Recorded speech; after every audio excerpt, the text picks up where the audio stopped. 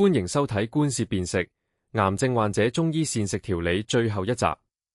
上集回顧，我哋完整覆蓋咗分階段飲食調理、手術後由血虛到氣陰兩虛4階段動態轉化、化療期惡心、口腔炎、腹瀉3線應對、放療期用南瓜魚片豆腐濃湯重點滋養津液、標靶治療關注消化道、皮膚黏膜同肝功能3大系統、肺癌同大腸癌各有個體化食療方案。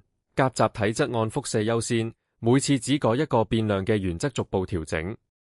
今集最後一集，我會帶大家睇自我證型測試表、安全飲食守則、安心食材清單、文獻溯源同埋全系列總結。安全飲食守則第一步，免疫力低下族群嘅食品安全。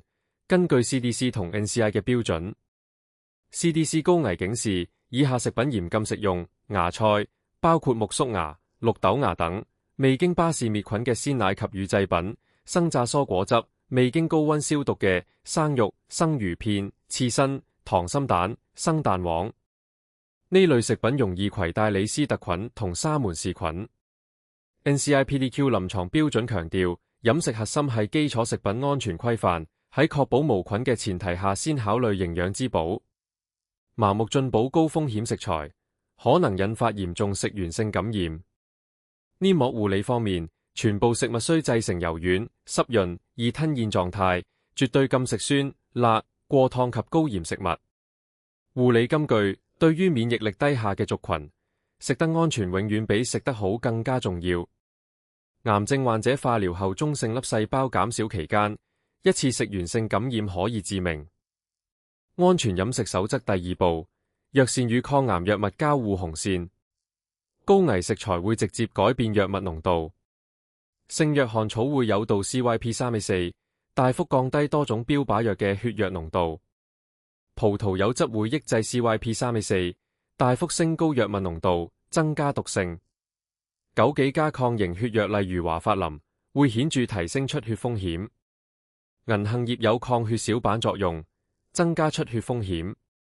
藥膳使用3原則：第一，短期使用，唔超過2個禮拜為1個療程；第二，小劑量，從最低有效劑量開始；第三，單一藥材，避免複方中未知嘅交互作用。事前要向醫師或藥師提供完整服藥清單進行確認。高危人群包括抗血管標靶藥使用者同血小板偏低者，必須嚴禁活血藥材及民間偏方。最安全嘅策略係以家常粥、羹、精品為主，山藥、蓮子、百合、小米、豆腐、瘦肉、魚片，全部無已知藥物交互風險。記住，天然唔等於安全，任何中藥材使用前都應該諮詢醫師。日常可安心食用食材分類清單。主食類包括白米粥、小米粥、細麵線、米粉，低纖維易消化，腹瀉期首選白米粥。優質蛋白質包括雞蛋、嫩豆腐、淡水魚、攪碎瘦肉，用蒸、燉、羹嘅方式烹調，避開煎炸同辛辣調味。水果類方面，推薦蒸蘋果泥、熟香蕉泥。腹瀉期要避開生冷，熟食可以補鉀同補充果膠。養陰潤燥食材包括百合、蓮子、雪梨，但腹瀉嗰陣要暫停銀耳等過涼嘅食材。健脾固腸食材包括淮山、蓮子、芡實，用嚟煮粥煲湯，適量使用避免腹脹。全系列總結5句核心。第一句，無萬用秘方，營養為先。能夠食、能夠吸收、能夠流傳，係飲食調理嘅最高原則。數據顯示虛症佔50%到75%，扶正就係最有效嘅輔助治療。第二句，舌象辨體，對症飲食。乾燥就要潤燥，濕性就要驅濕，內熱就要清熱。第三句，症型隨治療動態轉化。過往2015年嘅研究顯示，為手術期4日內症型轉換4次，飲食必須同步跟進，唔可以一成不變。第四句，安全為重，避開藥物交互。免疫低下要避開生食，要避開葡萄柚、聖約翰草、過量枸杞。亨威斯2019年研究表明，中藥對 EGFR 皮疹有效，病灶減少82%，但必須喺醫師指導下使用。第五句，危險徵兆，即刻就醫。血便，持續高燒，不停氣促乾揩，唔可以依賴食療拖延。間質性肺病可以喺數日之內致命。核心參考文獻全部附有 PubMed 編號，可以溯源。第一 ，WayQ 2026年發表喺 Clinics， 原發性肺癌331例，氣陰兩虛佔 38.4%， PMID 41990-486。第二，過威2015年發表喺 Chinese Journal of Integrative Medicine， 大腸癌為手術期210例，4階段動態轉化， PMID 24961942。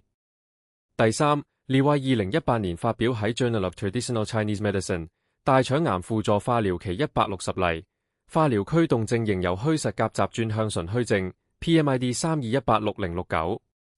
第四， WhoXQ 2018年發表喺 Complementary Therapies in Medicine， 大腸癌術後70例，脾虛佔 47.1%， 肝腎陰虛 27.1%， 加代謝組學區分， PMID 29458921。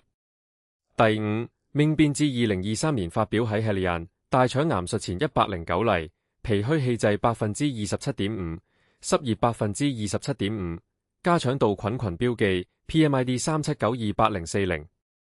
第六，過 H 2017年發表喺 Frontiers in Pharmacology， 非小細胞肺癌154例，氣陰兩虛約 40%， 中藥加化療改善生活品質， PMID 28769793。第七，UX 2022年發表喺 Cantas Media and Molecular Imaging， 肺癌體質 Meta 分析18項隨機對照試驗，氣虛效應量 0.20， PMID 36072639。第八， CX 2021年發表喺 ECAM， 非小細胞肺癌數據挖掘970個方劑，7大症型排序， PMID 34257676。參考文獻續。第九， Surveyor 2021年發表喺 Biomed Research International， 非小細胞肺癌攝像機器學習辯證337例，神經網絡模型最優， PMID 34423031。第十，亨威斯2019年發表喺 Explore EGFR 標靶皮疹10例患者，中藥治療後 Skindex 16生活品質評分由 74.5% 降到 19.3%，P 值少於 0.001， PMID 30497918。第11， Chao 2025年發表喺 Integrative Cancer Therapies 胃癌復發轉移研究，陽虛加氣虛最常見， PMID 40248901。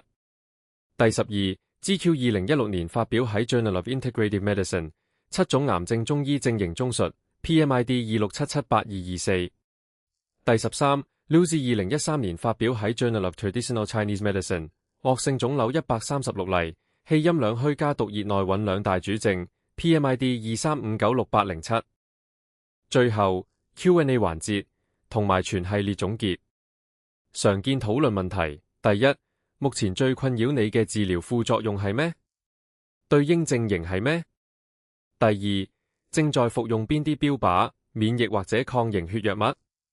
第三，日常生活中有邊啲湯水、滋補品需要嚴格避開？第四，攝像拍攝、自然光、晨起未進食，你有定期記錄嗎？今日係觀攝辨識全系列嘅最後一集。我哋由第一集嘅飲食誤區同核心原則出發，第二集學識攝像4步觀察法同4大症型食療，第三集覆蓋咗手術、化療、放療、標靶嘅分階段調理同癌眾個體化方案。今集第4集講咗安全守則同文獻溯源。記住5句核心：營養為先，攝像辨體，動態調整，安全為重，危險即刻就醫。